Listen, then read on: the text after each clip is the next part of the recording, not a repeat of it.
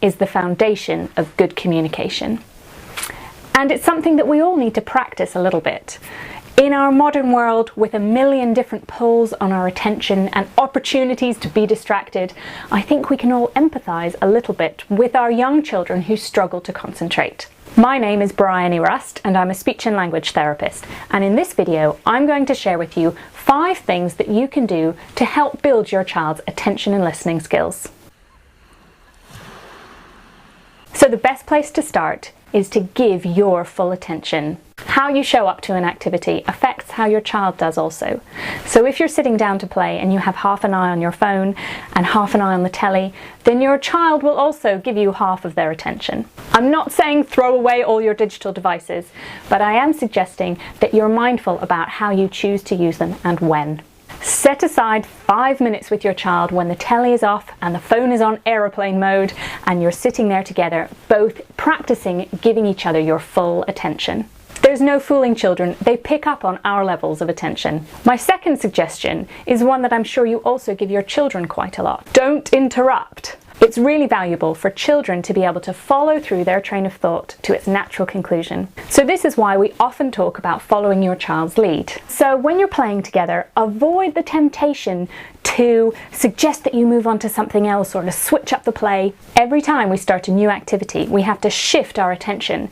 And this is a skill that our children are still working hard on when they're about 3 years old. So supporting our child's attention can be an exercise in patience for ourselves as we allow our children to develop their natural attention and focus. My third suggestion is to help them shift their attention. Shifting attention from one thing to another is a skill that our young children have to learn.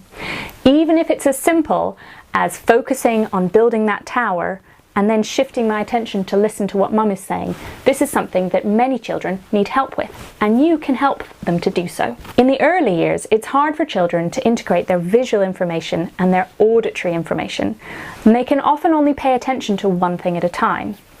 So this is why you might find yourself having to say your child's name or waiting for them to look at you so that you can be really sure that they're hearing and attending to what you're saying. My fourth suggestion, finish before they've had enough. Ooh, this sounds controversial, doesn't it?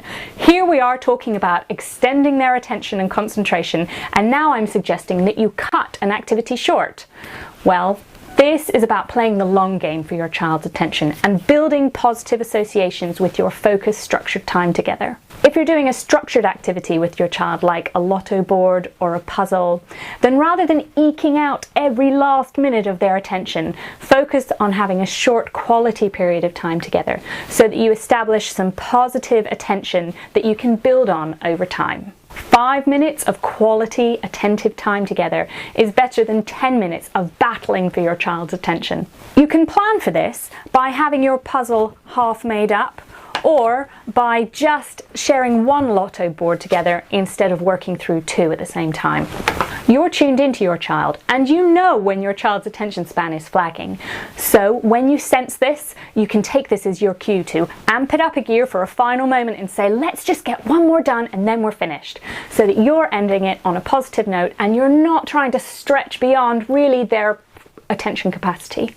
If your child is doing speech therapy homework activities, then this is another way to help you avoid that easy trap of your child being super keen to do the activities for 1 week and then never wanting to look at the pictures again. Little and often is the key. And finally, set yourself up for success. You know your child best, and you will have a sense of the best times and conditions to support their attention and help them be successful in focused activities together. Maybe they sit well after racing around the garden a few times or doing 20 star jumps. Maybe they attend well after they've had a nap or straight after breakfast. Try things out and see what works for you. Every child is different. So there's 5 suggestions for you to help your child build their attention and listening skills. Understand that your child first needs opportunities to follow their own play ideas, and that later they may need your help to shift language when playing with balls. The danger is that I also have Rollo, the dog, here, and he also loves balls, and whenever I say go, he gets excited. So let's hope that this video is gonna go